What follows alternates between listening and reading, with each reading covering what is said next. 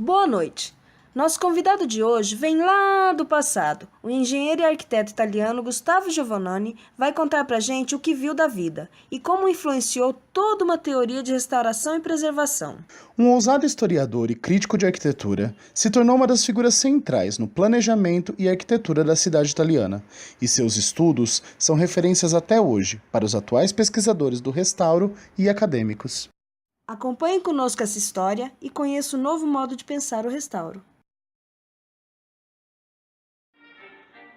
Meu nome é Gustavo Giovannoni.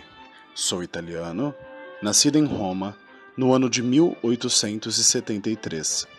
Me formei em engenharia civil pela Universidade de Roma no ano de 1895. Após minha formação em engenharia, participei de um curso de pós-graduação em História da Arte Medieval e Moderna com o ilustre Adolfo Venturi na Faculdade de Artes de Roma. Minha área de atuação profissional envolve História Crítica da Arquitetura, Engenharia, Arquitetura e Urbanismo e também a área acadêmica. Durante seus 40 anos de carreira, Gustavo Giovannoni ganhou importante destaque no cenário italiano, movendo-se entre os temas da restauração arquitetônica e urbana. Seu legado vai desde a criação de um Instituto Nacional de Restauração, bem como uma escola de pós-graduação, uma revista nacional, uma associação e um centro de pesquisa nacional. Seu trabalho como arquiteto não foi muito expressivo, porém, sua contribuição para a teoria de restauração através dos seus escritos e pesquisas científicas o tornaram um dos mais importantes arquitetos de restauração.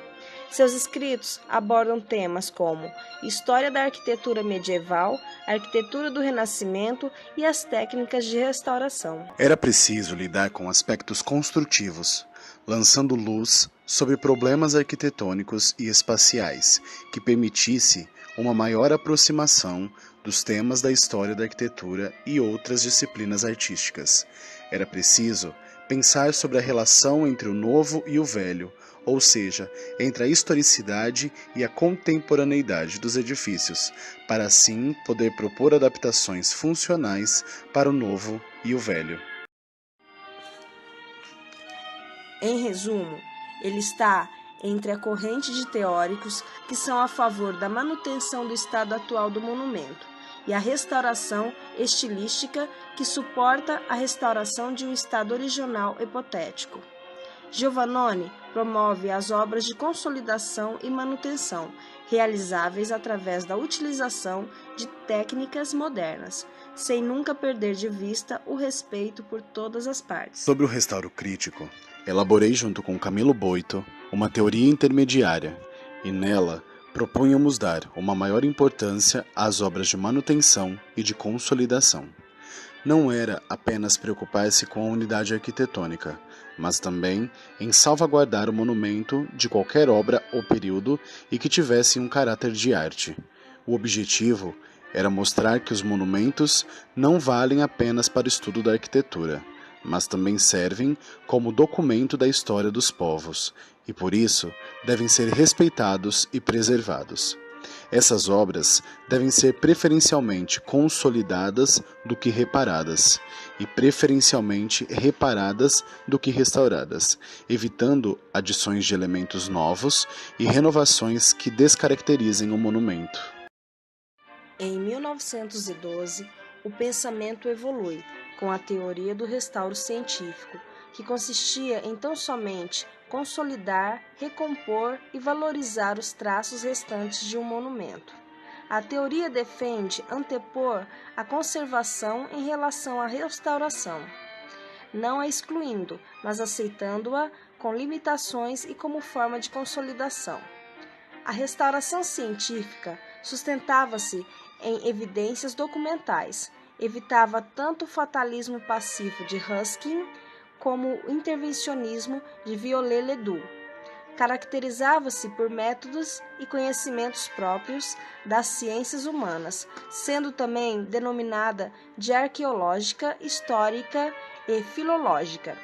Nesse período, as várias teorias sobre a conservação de patrimônio provocavam muitas discussões, gerando muitas divergências e críticas. Para tentar minimizar essas discussões, muitos profissionais e instituições se debruçaram na tentativa de normalização de procedimentos básicos, que geraram as chamadas cartas patrimoniais, documentos normativos que resultam do acordo entre especialistas e conservadores profissionais. Sobre a teoria do restauro científico, eu sempre defendi que o monumento deveria ser restaurado apenas quando fosse imprescindível e que as intervenções deveriam ser condicionadas às características físicas dos monumentos, sua natureza, história e características formais e projetuais. As elaborações teóricas de Gustavo Giovannoni tiveram seu reconhecimento e consagração após a publicação da Carta de Restauro, de 1932, emitida pelo Conselho Superior de Antiguidades e Belas Artes, cuja intenção era uniformizar a metodologia das diferentes superintendências italianas e oferecer um guia aos arquitetos que exerciam a profissão. Eu defendia a teoria do restauro científico e, por acreditar nela, acabei por influenciar e ser considerado um dos mais importantes mediadores da Conferência da Carta de Atenas. A Carta de Atenas foi importante pois considerava universal algumas regras de preservação dos monumentos.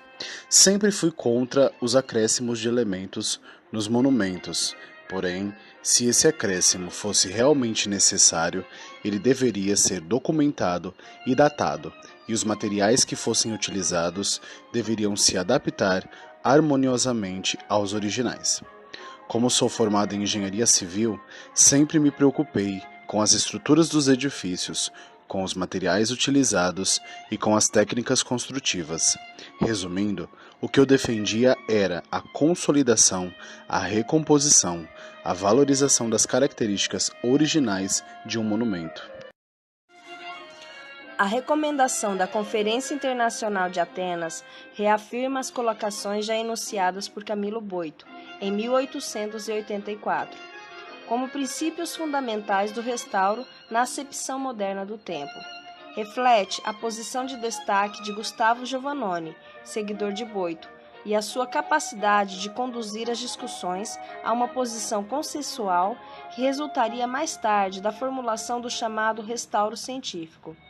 Este compreende a superação das visões românticas consubstanciadas nas duas distintas condutas que dominaram os debates da primeira metade do século XIX, a estilística de Viollet-le-Duc e a anti-intervencionista de Jan Ruskin. Um importante aspecto contido no documento é a preocupação com a legislação de cada país e com a necessidade de se estabelecer princípios comuns entre os signatários, ainda que adaptados às circunstâncias locais.